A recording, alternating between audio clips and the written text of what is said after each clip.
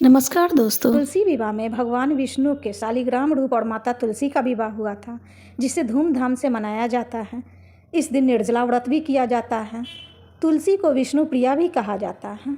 भगवान विष्णु की पूजा तभी पूर्ण होती है जब इनकी पूजा तुलसी से की जाती है। पूरे कार्तिक मास में तुलसी को सिंदूर लगाया नहीं जाता है, क्योंकि इस मास में विष्णु भगवान के साथ उनकी शादी होती है, तभी उन्हें सिंदूर लगाया जाता है। इसलिए पूरे कार्तिक मास में कभी भी सिंदूर ना लगाएं। सरल तरीके से तुलसी विवाह इस प्रकार करें। एक जगह पर चौकी रखें। चौकी के चारों तरफ रंगोली बनाकर सजाएं। फूल पत्ते लाइट जैसे शादियों में सजाई जाती है वैसे सजा लें। तुलसी चौड़ा रखें, या फिर जो गमले में तुलसी लगाए हुए हैं वो तुलसी का गमला रखें जिसमें प्रतिदिन पूजा करते हैं, और एक आसन बनाकर भगवान विष्णु की स्थापना करें। अगर आपने शालिग्राम रखा है तो शालिग्राम के साथ भी तुलसी का विवाह रचा सकते हैं। मैं यहाँ भगवान विष्णु की फ़ोटो रख रही हूँ। फूल का आसन देकर गौरी गणेश की स्थापना करेंगे। गौरी गणेश मैंने सुपारी और सिक्के में कलेवा लपेट कर बनाई है। गौरी गणेश को जल चढ़ाएंगे, चंदन लगाएंगे और फूल चढ़ाएंगे। कलश की स्थापना में भी चावल का प्रयोग नहीं करेंगे। यहाँ मैंने जौ से अष्टदल कमल बनाया है। अष्टदल कमल के ऊपर कलश स्थापित करेंगे। कलश में मैंने पहले से ही गंगा जल और जल रख लिया है। अब स्वास्तिक बनाएंगे। कलश के ऊपर कुमकुम से स्वास्तिक बनाएं। स्वास्तिक के दोनों तरफ से घेरे भी जरूर बनाएं। पहले से भी स्वास्तिक बनाकर कलश पे रख सकते हैं। कलश के घट में कलेवा लपेटेंगे। कलेवा 3 या 5 बार लपेटें।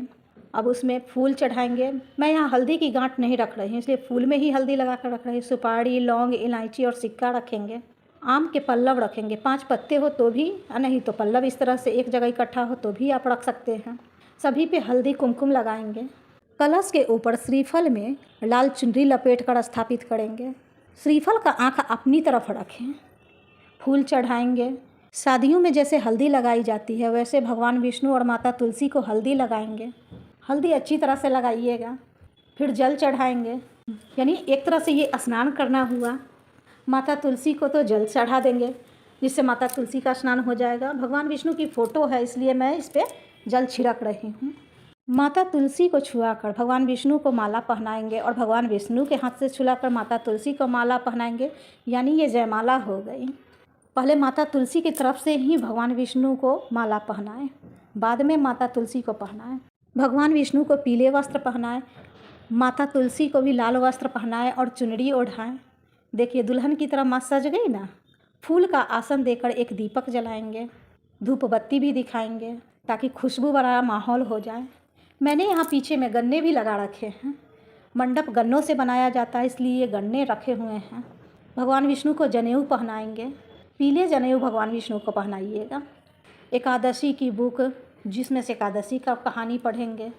आरती संग्रह रखेंगे जिसमें पूजा के बाद आरती देखकर गाएंगे। अच्छी तरह से दीपक जलाना हो या फिर लाइटें जलानी हो, फूल मालाएं से सजानी हो, सब कुछ करें ताकि देखने में लगे कि शादी का माहौल है। भगवान विष्णु को पीला फूल चढ़ाएंगे। माता तुलसी को लाल फूल चढ़ाएंगे। इतने बड़े चुनरी नहीं हैं जिससे दोनों की गठबंधन हो सके, इसलिए कलेवा से इनका गठबंधन करेंगे। फल चढ़ाएं। फल में जो भी ऋतु फल है वो चढ़ाएं, लेकिन सिंघाड़ा ज़रूर चढ़ाएं। आंवला, शकरकंदी और सिंघाड़ा तुलसी विवाह में ज़रूर चढ़ाना चाहिए। आंवले के बिना कार्तिक मास की कोई भी पूजा पूरी नहीं होती है। हर एक पूजा में आंवला ज़रूर चढ़ाई जाती है, इसलिए एक आंवला भी चढ़ाएं, लेकिन चढ़ाएं ज़रूर।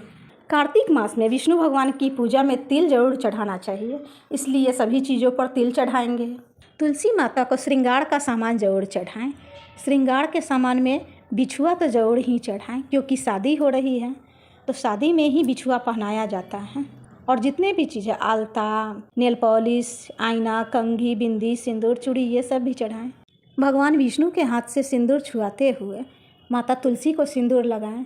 जैसे शादियों में 5 बार लड़का लड़की को लगाता है उसी तरह लगाइए। शादी के बाद खोइचा देना ज़रूरी होता है, इसलिए खोइचा भी ज़रूर दें। मैं यहाँ ड्राई फ्रूट का खोइचा दे रही हूँ। बहुत से लोग चावल के देते हैं, लेकिन कभी कभी एकादशी द्वादशी एक ही दिन रहते हैं तो खोइचा चावल का देना उचित नहीं मुझे लगता, इसलिए मैं चावल का खोइचा नहीं देती हूँ। मैं ड्राई फ्रूट का ही खोइचा देती हूँ। साथ में कुछ रुपए रखें, लौंग इलायची भी रखें। शादी हो रही है तो लाइट की तरह दीपक जलाए। वैसे भी कार्तिक मास में दीप जलाना बहुत ही शुभ होता है। ढोल नगाड़े बजा सकते हैं, पटाखे फोड़ सकते हैं, फुलझड़ी जला सकते हैं। शादी के बाद तुलसी विवाह की कथा और हरि प्रबोधिनी एकादशी की कथा पढ़ेंगे। मैं 1-2 फुलझड़ी या पटाखे ज़रूर जलाती हूँ, क्योंकि शादी हो और पटाखे बम भड़ाका ना हो तो अच्छा नहीं लगता है। तुलसी विवाह की कथा और हरि प्रबोधिनी एकादशी की कथा पढ़ेंगे। हाथ में फूल लेकर ही कथा पढ़ें। कथा के बाद फूल भगवान विष्णु के चरणों में अर्पित करेंगे। कथा के बाद आरती करेंगे। आरती अच्छी तरह से घंटी बजाते हुए करें। अगर आपको तुलसी विवाह का भजन, गीत ये सब आता है तो ज़रूर गाएं। जैसे तुलसी कुमारी बनी दुल्हन, दूल्हा बने शालिग्राम, सखियों दो ताली, बहनों दो ताली। मैं आपको 1-2 लाइन ही गाकर सुनाई हूँ।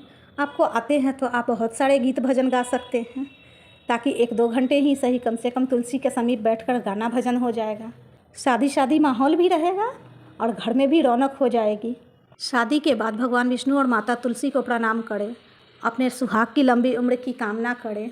व्रत रख रही हैं तो ठीक है, अगर व्रत ना भी रख पाएँ तो आप इस तरह से तुलसी जी का विवाह ज़रूर करें, क्योंकि हर घर में तुलसी जी ज़रूर होती हैं और तुलसी जी हैं तो उनका विवाह तो करना बनता ही है, इसलिए तुलसी विवाह ज़रूर करें।